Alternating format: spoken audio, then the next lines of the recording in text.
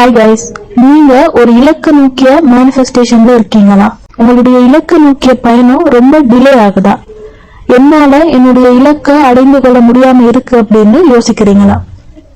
காரணம் என்னவா இருக்கும்? அதை பத்தி பேசுறதுதான் இந்த வீடியோ. இந்த வீடியோல நான் சொல்ல போற 4 விஷயங்கள் உங்ககிட்ட இருக்குன்னா நீங்க உங்க இலக்கை அடைகிறது கஷ்டம், உங்க ஜேர்னி டிலே ஆகும். அதுக்கு முன்னாடி சேனலை பத்தி ஒரு சின்ன அறிமுகம்.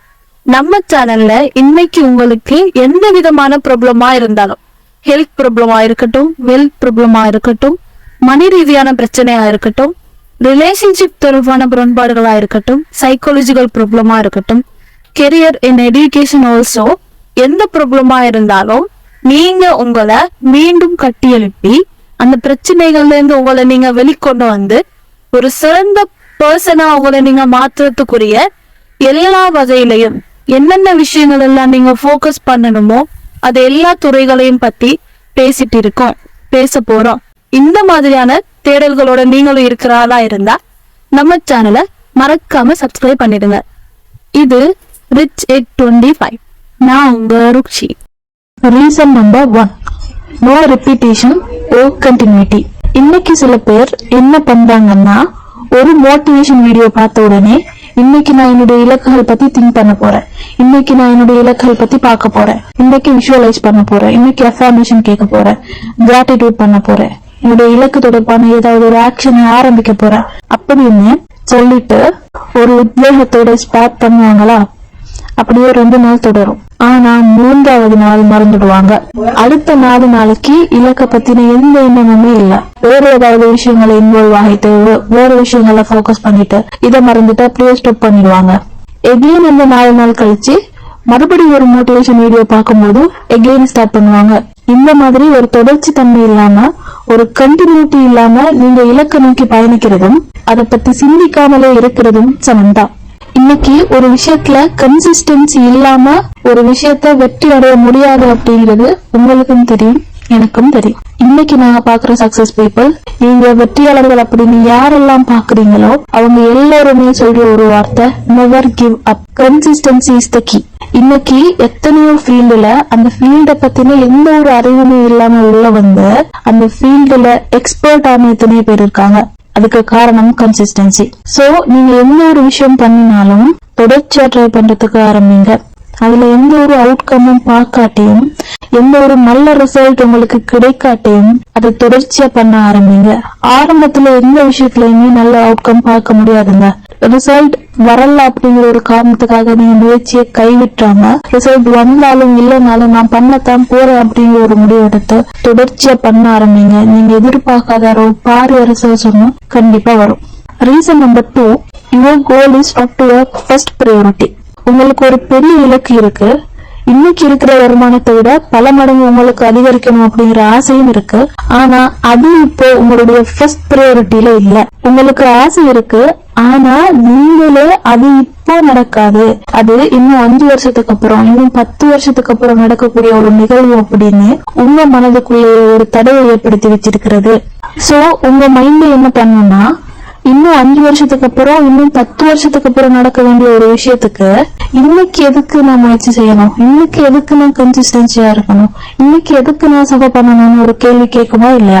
இந்த கேள்வியின் விளைவா என்ன நடக்கும்னா, உங்களுக்குள்ள இருக்கிற இலக்கு உங்க ஃபர்ஸ்ட் பிரையாரிட்டியில இருந்து விலக ஆரம்பிக்கும். இன்னைக்கு இருக்கிற நிலைமையை தக்க வச்சுட்டு இன்னைக்கு உங்களுக்கு கிடைக்கக்கூடிய சந்தோஷங்கள்ல, சோசியல் மீடியால, அடுத்த வாழ்க்கையை பாக்குறதுல, உலக நடப்புகள்ல, இந்த மாதிரி வாழ்க்கைக்கு ரிலவெண்ட் இல்லாத விஷயங்கள்ல நீங்க அதிகம் கவனம் செலுத்த ஆரம்பிப்பீங்க. சோ இந்த மாதிரி ஒரு மனநிலையில நீங்க என்னதான் உங்க இலக்குகள் பத்தி சிந்திச்சாலுமே ஒரு குரோத் இருக்குமா? இருக்காது. நிச்சயம் உங்க இலக்குகள் அடைகிறது தாமதமாகி கொண்டே இருக்கும். சோ எந்த ஒரு இலக்கு செட் பண்றதா இருந்தாலும் அதுக்கு டாப் ப்ரையாரிட்டி கொடுங்க. என்னுடைய நெக்ஸ்ட் மூமெண்ட் அதுதான், என்னுடைய நெக்ஸ்ட் குரோத் அதுதான், என்னுடைய அடுத்த வேலை அதுதான் அப்படிங்கிற ஒரு முன்னுரிமையை கொடுத்து அந்த இலக்குல ஒர்க் பண்ண ஆரம்பிங்க. Reason number 3, no burning desire.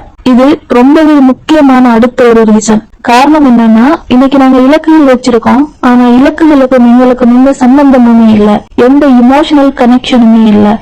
அவன் வீடு வாங்க ஆசைப்படுறான், அவன் கார் வாங்க ஆசைப்படுறான், அவன் இந்த பிசினஸ் பண்ண ஆசைப்படுறான் அப்படிங்கிறதுக்காக நீங்களும் வீடு வாங்க கார் வாங்கணும் அப்படிங்கறது உங்க இலக்குகளை வைக்காம நீங்க எதுல உண்மையிலேயே இமோஷனலி கனெக்ட் ஆகி இருக்குங்க, எந்த ஒரு விஷயம் உங்களுக்கு இன்னைக்கு அழகா நீங்க ரொம்ப சந்தோஷப்படுவீங்க அப்படிங்கிற இலக்கை சூஸ் பண்ணுங்க. அதுதான் உங்களுடைய ஃபாஸ்ட் குரோத்துக்கு உதவும். அதாவது இன்னைக்கு உங்களுக்கு ஒரு வீடு கட்டத்திலும் பார்க்க ஒரு வாகனம் வாங்குறதுல அதிக ஆர்வம் இருக்கு, ஒரு வெஹிக்கிள்ல ஒரு கார்ல நீங்க இமோஷனல் கனெக்ஷன் இருக்குன்னா அதை உங்களுடைய டாப் ப்ரையாரிட்டியில கொண்டு வாங்க, அதை உங்களுடைய ஃபர்ஸ்ட் கோலா கொண்டு வாங்க. அந்த கோலுக்காக நீங்க ஒர்க் பண்ண ஆரம்பிங்க, அந்த கோலை நீங்க தினமும் விஷுவலைஸ் பண்ணுங்க. கண்டிப்பா உங்களுடைய குரோத் பல மடங்கு அதிகமா இருக்கும்.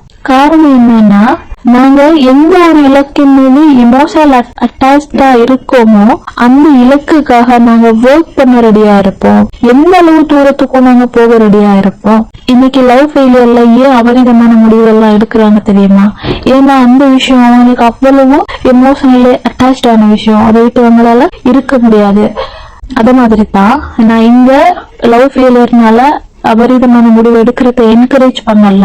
அத மாதிரி நாங்க இமோஷனலி அட்டாச்சான ஒரு விஷயத்துக்காக எந்த அளவு தூரத்துக்கும் நாங்க ஒர்க் பண்ண ரெடியா இருப்போம் அப்படிங்கிற விஷயத்த சொல்ல வரேன். சோ இலக்குகளை செட் பண்றதுல இமோஷனல் அப்படிங்கிற ஒரு முக்கியமான பாட்டை கண்டிப்பா நீங்க கவனிச்சே ஆகணும்.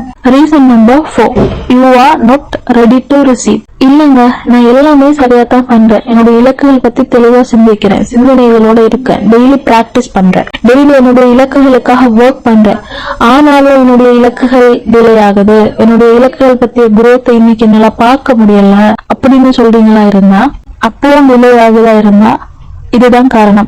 You are not ready to receive. உங்களுக்குள்ள நிறைய பெரியர் தாட்ஸ் இருக்கு, நீங்க உங்களுடைய இலக்குகள் அடைய தயாரா இல்ல, உங்களுடைய எண்ணங்களுக்குள்ள நிறைய நெகட்டிவ் தாட்ஸ் இருக்கு.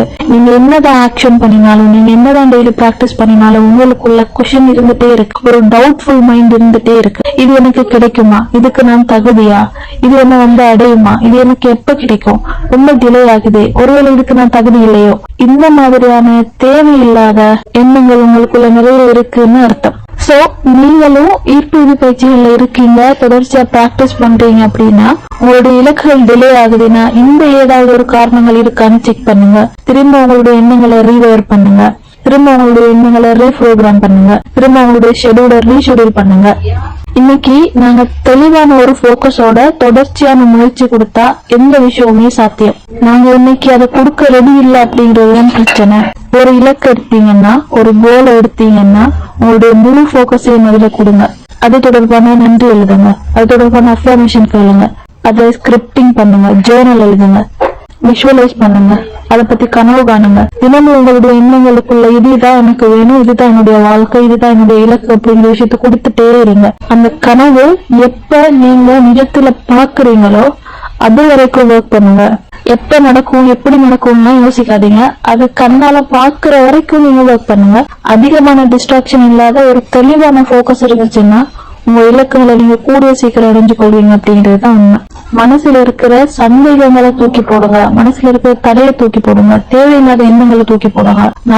நடக்கணும், நான் முயற்சி செய்யறேன், இது எனக்கு கிடைக்கும், I am also ready to receive. இதுதான் உங்களுடைய மனநிலையா இருக்கணும். வெற்றி நிச்சயம். தேங்க்யூ.